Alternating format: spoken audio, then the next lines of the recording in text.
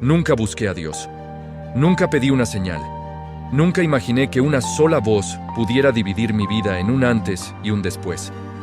Vivía en Ur de los Caldeos, una ciudad próspera, llena de comercio, de templos, de dioses de piedra y rituales heredados. Mis días eran predecibles. Las estaciones marcaban el ritmo de nuestra existencia.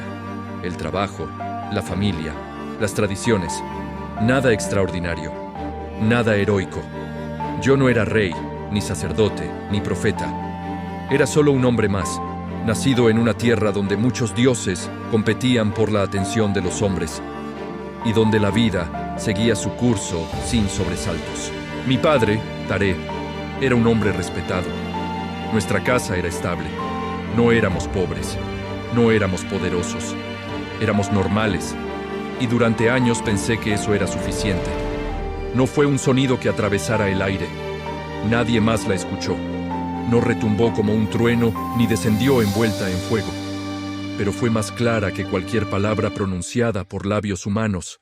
No vino desde fuera. Nació en lo profundo, como una certeza imposible de ignorar.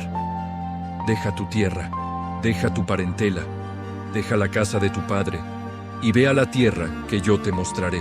No hubo mapa, no hubo explicación, no hubo fecha, ni detalles, ni garantías. Solo una orden y una promesa. Haré de ti una gran nación. Bendeciré a los que te bendigan. Engrandeceré tu nombre. Y en ti serán benditas todas las familias de la tierra.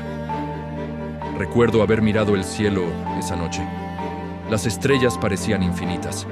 La promesa era aún más grande. Y yo era demasiado pequeño para comprenderla. ¿Cómo podía alguien como yo cargar con palabras tan inmensas? ¿Cómo podía una vida común convertirse en el origen de algo eterno? Tenía 75 años cuando esa voz me encontró. No era joven, no estaba comenzando. Mi historia parecía escrita, cerrada, definida. Y sin embargo, Dios habló como si todo estuviera apenas empezando. Obedecer significaba romper con todo lo conocido. Significaba abandonar la seguridad, los vínculos, la herencia, los dioses familiares, el prestigio, el pasado. Significaba caminar hacia lo desconocido sostenido solo por una promesa que no podía tocar, medir ni comprobar. El miedo fue real. La duda fue real. El silencio después de la voz fue real. Porque una vez que Dios habló, no explicó nada más. No me dijo cuándo, no me dijo cómo, no me dijo por qué. Solo me pidió que confiara. Y ahí entendí algo que me acompañaría toda la vida. Cuando Dios llama, no negocia con tu comodidad. Cuando Dios llama, no se adapta a tus planes. Cuando Dios llama, te arranca de la normalidad. Preparé el viaje sin saber el destino. Llamé a Sarai, mi esposa. Llamé a Lot, mi sobrino. Reunimos nuestros bienes, nuestras tiendas, nuestra gente. Cada paso alejándonos de Ur era un paso sin retorno. Cada amanecer confirmaba que no había vuelta atrás. No sabía que esa obediencia inicial sería solo el comienzo de una fe que sería probada una y otra vez. No sabía que esa voz, tan clara al principio, muchas veces guardaría silencio después. No sabía que la promesa tardaría décadas en tomar forma. No sabía que el mismo Dios que me llamó a salir, un día me pediría entregar lo que más amaba. En ese momento solo sabía una cosa. Quedarme era desobedecer. Caminar era confiar. Y así comenzó mi historia. No con milagros visibles, no con aplausos, no con certezas. Comenzó con una voz y con un hombre que decidió obedecer sin entender. Obedecer no trajo respuestas inmediatas. Después de la voz, vino el camino. Y el camino no explicó nada. Salí de Ur sin saber a dónde iba. No llevaba mapas. No llevaba certezas. Solo llevaba una promesa que no podía defender con palabras frente a quienes me miraban partir. Muchos no entendieron. Algunos pensaron que era locura. Otros creyeron que era una crisis tardía. Nadie vio lo que yo había escuchado. Cada paso lejos de mi tierra era un paso hacia lo desconocido. El paisaje cambiaba, pero la pregunta seguía intacta. ¿A dónde me llevas, Dios? Y el cielo permanecía en silencio. Viajamos hacia el norte, atravesando caminos antiguos, siguiendo rutas de comercio y polvo. Sarai caminaba a mi lado, cargando no solo tiendas y pertenencias, sino una fe que también estaba siendo puesta a prueba. Lot nos acompañaba, joven aún, sin comprender del todo el peso de la decisión. Yo era responsable de todos, y sin embargo, no tenía respuestas que ofrecerles. Pasamos por Harán, nos detuvimos un tiempo. Allí murió mi padre, y comprendí algo doloroso. Obedecer a Dios no te ahorra el duelo. La fe no suspende el dolor humano. La pérdida también viaja contigo. Después de Harán, continuamos. Finalmente, llegamos a Canaán. La tierra que Dios había prometido mostrarme estaba frente a mis ojos. Colinas, valles fértiles, caminos antiguos. Era hermosa, pero no estaba vacía. Estaba ocupada. Pueblos enteros vivían allí, con reyes, ejércitos, murallas, dioses propios. La promesa parecía chocar con la realidad. Caminé por esa tierra como extranjero, como alguien que había sido llamado, pero aún no recibido. Me detuve en Siquem, junto a la encina de Moré. Allí, por primera vez desde que salí de Ur, Dios volvió a hablar. No para explicar, no para detallar, solo para prometer otra vez.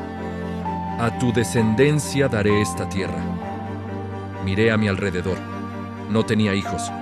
Sarai era estéril. La promesa parecía absurda. Y aún así, levanté un altar. No porque entendiera, sino porque había decidido creer. Aprendí entonces que la fe verdadera no se construye cuando todo encaja, sino cuando nada lo hace. Levanté altares en lugares donde no tenía posesión. Invoqué el nombre de Dios en territorios donde no tenía control. Cada altar era una confesión silenciosa. No entiendo, pero sigo caminando. Me moví hacia la región montañosa, entre Betel y Jai. Allí planté mi tienda otra vez. Allí volví a levantar un altar. La fe no era un evento único, era una decisión diaria. Cada mañana despertaba sin nuevas instrucciones. Cada noche dormía sin respuestas.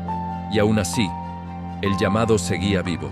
Pero la prueba no tardó en llegar. La tierra prometida comenzó a secarse. Las lluvias se detuvieron. Los campos dejaron de dar fruto. El hambre se extendió. La promesa ahora parecía contradecirse abiertamente. ¿Así cuidaba Dios de aquellos que obedecían? ¿Así comenzaba una gran nación? Miré al cielo buscando una palabra. No hubo respuesta. El silencio pesó más que la voz inicial. Egipto apareció como una solución lógica. Graneros llenos, abundancia junto al Nilo. No era Canaán, pero era supervivencia. Tomé la decisión, no por fe, sino por necesidad. Y en esa decisión humana aprendí otra lección. Obedecer no te hace infalible. Descender a Egipto fue fácil. Permanecer fiel allí sería otra historia. No sabía aún que Dios me protegería incluso cuando mi fe flaqueara. No sabía que la promesa sobreviviría a mis errores. No sabía que el camino de la fe no es recto, sino lleno de desvíos, miedos y silencios. Solo sabía una cosa. Había salido sin saber a dónde, y ya no podía regresar a quien era antes. Porque una vez que Dios te llama, el regreso deja de ser una opción. Creí que obedecer traería claridad. Pensé que caminar hacia la tierra prometida haría que todo encajara. Pero la fe no funciona así. Apenas habíamos llegado a Canaán cuando la realidad comenzó a desmentir la promesa. La tierra que Dios me había mostrado, la misma tierra que debía pertenecer a mi descendencia, empezó a secarse frente a mis ojos. Las lluvias se detuvieron. El suelo se agrietó. Los campos dejaron de producir. El hambre se extendió lentamente, como una sombra que no puede evitarse. Miraba la tierra y me preguntaba en silencio, ¿esta es la promesa? ¿Este es el comienzo de una gran nación? No había señales, no había nuevas palabras, no había explicaciones, solo silencio y necesidad. La fe fue puesta frente a su primera contradicción. Dios había prometido cuidarnos, pero la tierra prometida no nos sostenía. Cada día veía a Sarai más cansada, a los animales más débiles, a la gente que dependía de mí mirando en busca de decisiones. yo era el responsable. Y el silencio de Dios no alimentaba a nadie. Egipto apareció como una opción evidente. Al sur, junto al Nilo, había abundancia. Graneros llenos. Vida. No era Canaán, pero era supervivencia. Y así tomé una decisión que no nació de una palabra divina, sino del miedo humano. Descendimos a Egipto. No le pregunté a Dios si debía ir. Solo asumí que sobrevivir era lo correcto. Y fue allí, en tierra ajena, donde comprendí que la fe no te vuelve fuerte de inmediato. La fe expone tus debilidades. Al acercarnos a Egipto, un nuevo temor se apoderó de mí. Sarai era hermosa, y en una tierra donde los poderosos tomaban lo que deseaban, temí por mi vida. Pensé que me matarían para quedarse con ella. Y entonces hice algo que aún hoy pesa en mi memoria. Le pedí que dijera que era mi hermana. No fue una mentira completa, pero tampoco fue verdad. Fue una media verdad nacida del miedo, una estrategia para salvarme a mí mismo. Y en ese momento puse en riesgo la promesa que Dios mismo había hecho. Sarai fue llevada a la casa del faraón, y yo, el hombre llamado por Dios, el portador de una promesa eterna, me quedé en silencio. No oré, no protesté, no confié, me beneficié, recibí ganado, siervos, riqueza, pero perdí algo más profundo, la paz. Egipto me dio abundancia, pero me quitó integridad. Fue Dios quien intervino, no porque yo fuera fiel, sino porque Él lo es. El faraón y su casa fueron heridos por grandes plagas. El pecado que yo había intentado evitar con astucia fue expuesto por el poder de Dios. El faraón me confrontó, no con reverencia, con reproche. ¿Qué me has hecho? ¿Por qué no me dijiste que era tu mujer? No tuve defensa, no tuve justificación. Salimos de Egipto avergonzados, pero vivos. Más ricos de lo que habíamos entrado, pero también más conscientes de algo doloroso. La promesa de Dios no depende de la perfección del hombre. Aprendí que la fe no es lineal, que incluso quienes son llamados por Dios tropiezan, y que Dios sigue protegiendo su promesa, aun cuando el portador de esa promesa actúa por miedo. Volvimos a Canaán, volvimos a los altares, volvimos al lugar donde Dios había hablado antes, y allí, en silencio, entendí algo que nunca olvidaría. Cuando la promesa parece contradecirse, Dios no ha fallado. El problema no es la promesa, es nuestra forma de sostenerla. Dios no me abandonó en Egipto, pero tampoco me habló allí. Guardó silencio y dejó que aprendiera.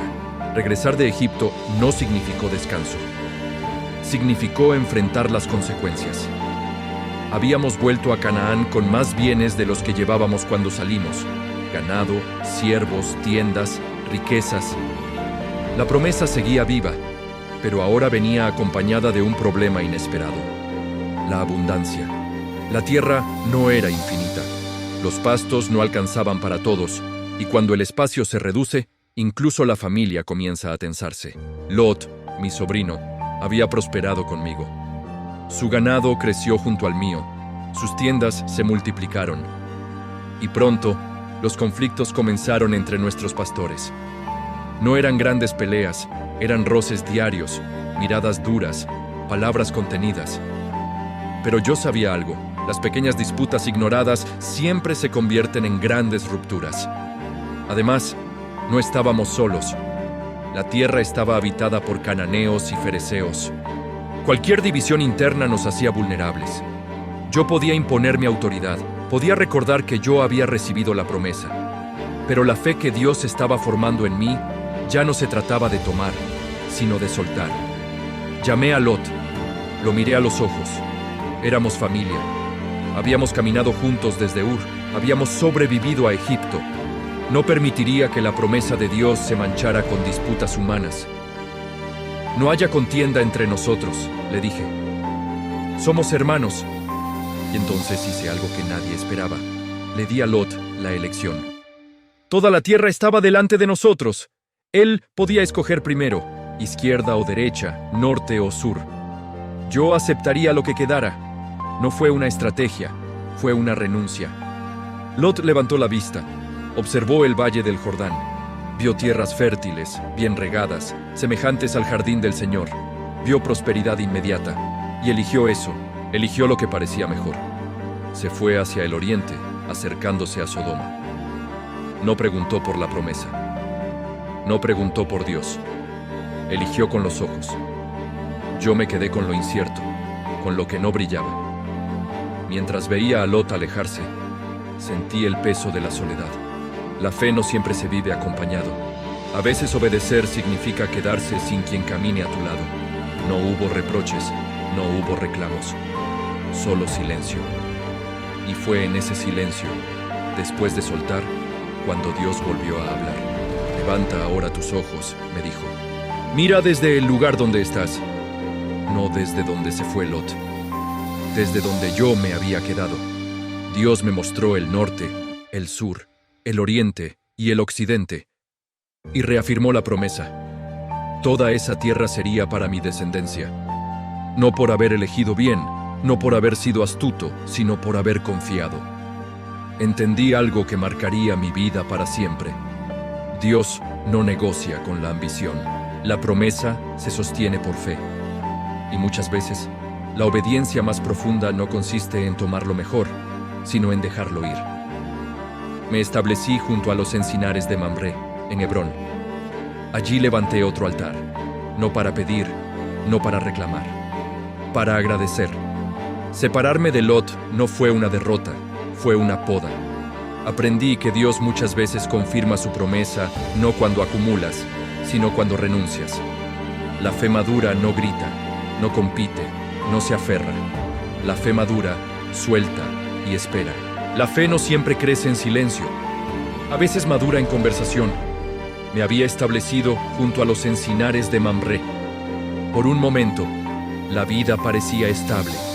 Y fue en ese día común, cuando alcé la vista y vi a 3 hombres de pie frente a mí.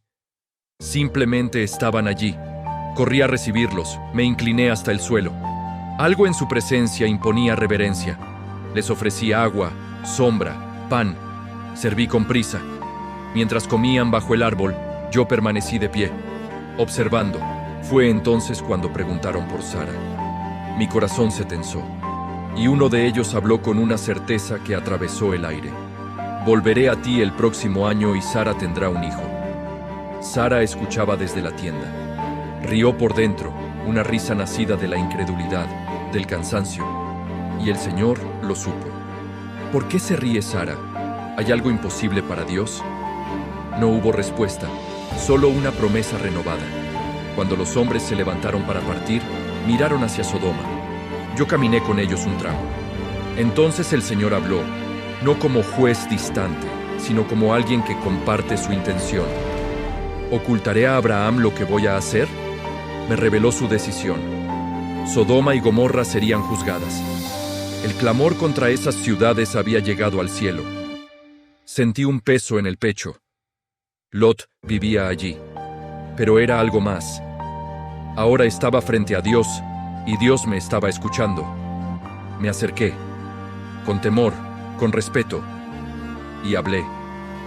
¿Destruirás al justo junto con el impío? No acusé, no exigí, pregunté. ¿Y si hay 50 justos en la ciudad? El Señor respondió con misericordia. Si había 50, no destruiría la ciudad.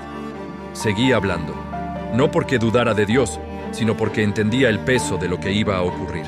45, 40, 30, 20, 10. Cada número era una súplica. No estaba defendiendo la maldad, estaba pidiendo misericordia. Y Dios escuchó cada palabra. Cuando terminé, el Señor se fue y yo me quedé solo. Sabía que la justicia vendría, pero también sabía que Dios había escuchado. Esa noche comprendí algo profundo. La fe verdadera se preocupa por otros. Interceder no garantiza que el juicio no llegue, pero revela el corazón de quien intercede y el carácter del Dios que escucha. Había pasado de ser llamado a ser escuchado. La justicia de Dios no llega de improviso. Al caer la tarde, 2 mensajeros llegaron a Sodoma. Lot estaba sentado a la entrada de la ciudad. Al verlos, se levantó, se inclinó y les rogó que entraran en su casa. No era solo hospitalidad, era urgencia. Los hombres de Sodoma rodearon la casa. Exigían. La maldad ya no se escondía. Lot salió y suplicó. Pero la multitud no escuchó. La violencia crecía. Fue entonces cuando los mensajeros actuaron. Tomaron a Lot, lo hicieron entrar y cegaron a los hombres que insistían en forzar la puerta. Dentro de la casa, la verdad fue revelada. «Saca de este lugar a todos los tuyos», le dijeron, «porque vamos a destruir esta ciudad». Lot salió, buscó a sus yernos, les habló del juicio, pero rieron, pensaron que exageraba. Cuando la misericordia se ofrece, muchos la confunden con alarma innecesaria. Al amanecer, Lot aún dudaba aún con el tiempo agotándose. Entonces ocurrió algo que siempre me estremeció. Los mensajeros tomaron a Lot, a su esposa y a sus hijas de la mano, y los sacaron por la fuerza. No fue valentía, fue misericordia. «Huye por tu vida», le dijeron. «No mires atrás». Cuando el sol salió, el juicio cayó. Fuego y azufre descendieron del cielo. Sodoma y Gomorra fueron consumidas. El valle entero se estremeció. Pero no todos obedecieron hasta el final. La esposa de Lot miró atrás. No fue solo una mirada física. Fue un anhelo, un corazón dividido. Y quedó detenida para siempre, convertida en una señal silenciosa. A la mañana siguiente, regresé al lugar donde había estado delante del Señor. Miré hacia el valle. El humo subía como el de un horno. La tierra que había albergado ciudades ahora estaba vacía. Sentí temor, sentí tristeza, pero también comprendí algo que nunca olvidé. Dios recordó a Lot, no por Lot, por la promesa. La misericordia de Dios no siempre se manifiesta en rescatar multitudes. A veces se expresa en tomar a alguien de la mano y sacarlo del juicio cuando ya no queda tiempo. Dios no se deleita en destruir, pero tampoco ignora la maldad persistente. El tiempo es una prueba más dura que el dolor, porque el dolor grita, pero el tiempo desgasta en silencio. Habían pasado años desde que Dios me habló por primera vez, décadas desde que salí de Ur. Había levantado altares, había caminado la tierra, había visto juicios y misericordia, había escuchado promesas repetidas una y otra vez, pero el centro de todo seguía vacío. No había hijo, no había heredero, no había cumplimiento visible, la promesa seguía intacta, pero el tiempo la estaba poniendo en duda. Sarai envejecía, yo también. Cada mañana despertábamos con la misma pregunta que evitábamos decir en voz alta. ¿Y si no ocurre? ¿Y si entendimos mal? ¿Y si Dios habló, pero no como pensamos? La fe no siempre se rompe por el pecado. A veces se desgasta por la espera. Fue Sarai quien lo dijo primero. No con rebeldía, con cansancio. Me habló de Agar, su sierva. Me habló de una posibilidad humana para resolver un problema divino. No negó a Dios. Solo intentó ayudarlo, y yo acepté. No fue un acto de pasión, fue un acto de impaciencia. Ismael nació. Y con él nació algo más, confusión. Por un momento pensé que tal vez así se cumpliría la promesa. Tal vez Dios usaría esto. Tal vez el camino no era tan literal, pero el silencio volvió. Y cuando Dios habló, no confirmó mi solución. La rechazó. Este no es el hijo de la promesa. Dios no gritó, no reprendió con ira, simplemente corrigió. Y esa corrección dolió más que el silencio. Dios reafirmó su pacto conmigo, cambió mi nombre, cambió el de Sarai. Me recordó que la promesa no dependía de mi creatividad ni de mis atajos, dependía de Él. Y me pidió algo más profundo, confiar incluso cuando el tiempo parecía burlarse de la fe. Aprendí entonces que la espera revela lo que realmente creemos. Si creemos en la promesa o si creemos solo en el ritmo que nos resulta cómodo. Porque cuando Dios tarda, la tentación no es dejar de creer, es ayudarlo. Ismael creció, era mi hijo, lo amaba, pero la tensión se instaló en la casa. La promesa dividía, la risa aún no había llegado. Solo había una fe cansada, sostenida por recuerdos de palabras antiguas. Dios no había fallado. pero tampoco se había apresurado, y así entendí algo que nunca olvidaría. Cuando la promesa tarda demasiado, Dios no está ausente. Está formando algo más profundo que el resultado. Está enseñando a confiar sin calendario, a obedecer sin garantías, a creer incluso cuando el cuerpo envejece y la esperanza parece fuera de tiempo. La promesa no había muerto. Solo estaba esperando el momento en que nadie pudiera atribuirse el mérito. Y cuando todo parecía humanamente imposible, Dios decidió actuar. La promesa no llegó de la forma que imaginé. Llegó cuando ya no tenía fuerzas para esperarla. Habían pasado décadas desde aquella primera voz. Años de caminar, de fallar, de esperar, de corregir, de levantar altares sin ver resultados. Mi cuerpo estaba cansado. El de Sara también. La esperanza, aunque viva, se había vuelto silenciosa. No hablábamos del tema, no porque no importara, sino porque dolía demasiado. Y entonces, cuando ya no había expectativas humanas, Dios cumplió. Sara concibió, no por estrategia, no por esfuerzo, no por error humano, por promesa. El anuncio no llegó con trompetas, llegó con incredulidad. Sara rió, yo también. No una risa burlona, sino una risa quebrada. Una risa que nace cuando algo es tan imposible que solo puede venir de Dios. Cuando Isaac nació, el tiempo pareció detenerse.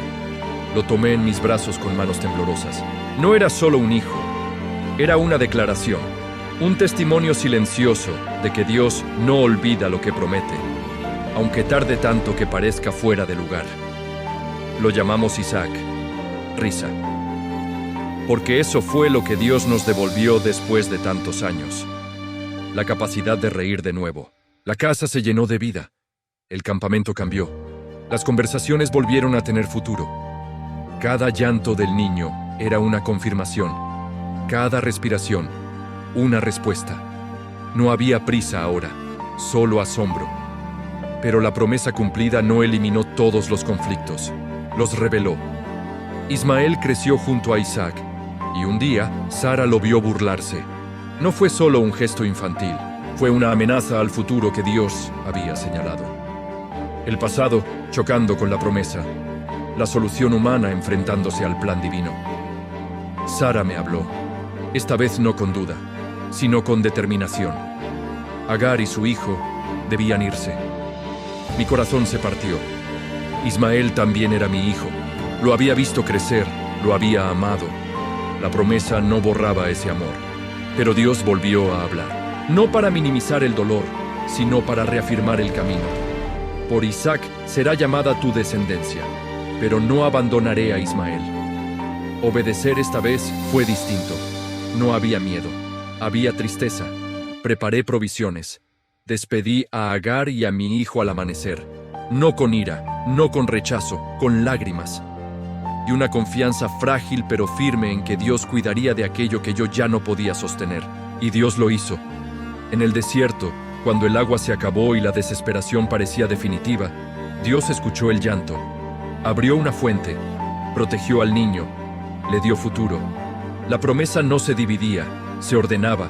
Isaac crecía, y con él, una fe distinta. Ya no era solo esperar, era cuidar lo recibido. Era entender que incluso los regalos de Dios traen responsabilidad y que la alegría no elimina la prueba, la transforma. Yo había esperado décadas por un hijo. No sabía que un día Dios me pediría ese mismo hijo, pero eso aún no lo sabía. Por ahora, solo sabía que Dios había cumplido y que la risa había vuelto, aunque aún no sabía cuánto costaría conservarla. Nada te prepara para este tipo de prueba. Porque no llega con ruido, llega con una voz conocida. Habían pasado años desde el nacimiento de Isaac. La promesa caminaba, hablaba, reía. Cada día con él era un recordatorio vivo de la fidelidad de Dios. Yo no pedía más, no esperaba más. Pensé que lo más difícil ya había pasado. Me equivoqué. Una noche, cuando el campamento dormía y el silencio cubría la tierra, Dios habló de nuevo. No con promesas. No con bendiciones, solo con mi nombre, Abraham. Aquí estoy, respondí, como siempre. Y entonces escuché las palabras que ningún padre debería escuchar jamás. Toma a tu hijo, tu único hijo, al que amas, a Isaac. Cada frase descendía como un peso imposible de sostener. Ve a la región de Moria y ofrécelo allí en holocausto, en el monte que yo te mostraré. No hubo explicación, no hubo aclaración, no hubo consuelo. Dios no gritó, no discutió, no justificó, pidió.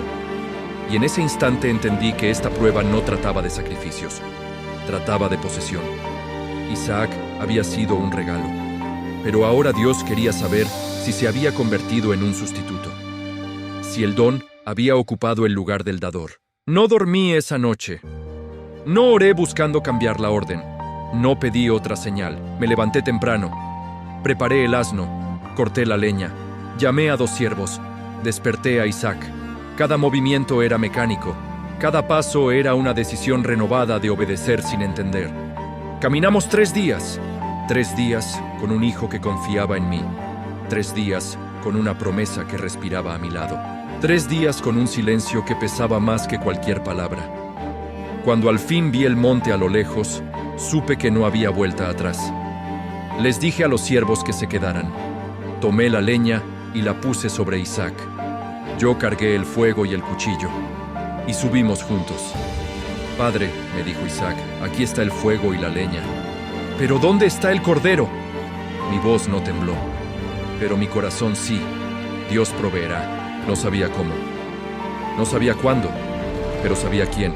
Construí el altar, coloqué la leña, até a mi hijo.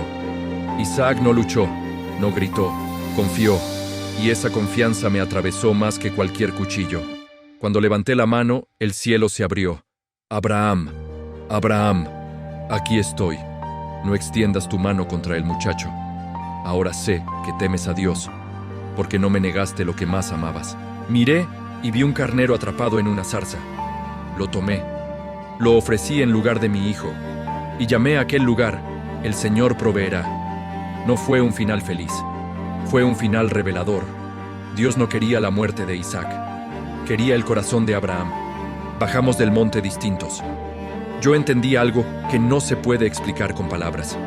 La fe verdadera no retiene. La fe verdadera confía incluso cuando Dios pide lo impensable, porque Dios no quita para destruir, prueba para revelar. Isaac seguía conmigo, pero ya no era mío. Siempre había sido de Dios, y la promesa continuó, purificada por la obediencia. Hay una pregunta que no abandona al corazón humano. ¿Vale la pena creer cuando no entiendes? Después del monte, nada volvió a ser igual. No porque todo fuera perfecto, sino porque algo en mí había sido quebrado y reconstruido. Isaac caminaba a mi lado. La promesa seguía viva, pero ya no la sostenía con ansiedad. La prueba no me había enseñado a ganar. Me había enseñado a soltar. Muchos creen que la fe consiste en recibir, en esperar bendiciones, en ver resultados. Pero yo aprendí algo distinto. La fe más profunda es la que entrega sin entender y sigue confiando.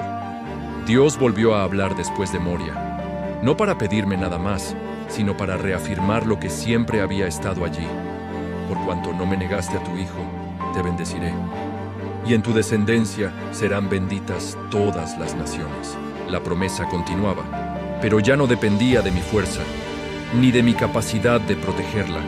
Había pasado de poseer a confiar. Los años siguieron su curso. La vida avanzó con su mezcla de gozo y pérdida. Sara, mi compañera de viaje, mi testigo silencioso, murió. La lloré. Sentí el peso de la ausencia, y aún en ese momento entendí algo más. La fe no evita el duelo, lo atraviesa. Compré un sepulcro en la tierra prometida, no como dueño, como heredero, porque incluso al final de mi vida, seguía creyendo en algo que no vería completo. Isaac creció. La promesa siguió su camino. Yo envejecí. Y cuando llegó mi hora, no me fui frustrado. No me fui reclamando respuestas. No me fui exigiendo explicaciones. Me fui en paz. Porque entendí que la fe no consiste en verlo todo cumplido en vida, consiste en confiar hasta el final, aunque el cumplimiento continúe después de ti. Nunca vi la nación, nunca vi las multitudes, nunca vi a los reyes, pero vi a Dios ser fiel. La fe que Dios busca no es la que entiende todo, es la que permanece cuando no entiende nada. No es la fe que pregunta, ¿qué gano? Es la fe que dice, confío, incluso cuando calla el cielo. Y ahora la historia ya no es mía, es tuya, porque la pregunta sigue abierta, atravesando generaciones. Tal vez hoy no estás en Ur, tal vez no estás en Canaán, tal vez no estás en Moria, pero si estás en un punto donde Dios te pide confiar sin entender, entonces esta historia también es para ti. Si este mensaje habló a tu corazón, quédate en el canal. Aquí seguimos explorando historias donde la fe no es cómoda, donde Dios no siempre responde, pero donde la confianza sigue siendo posible. La historia no termina aquí, la fe sigue de generación en generación. Gracias por acompañarnos.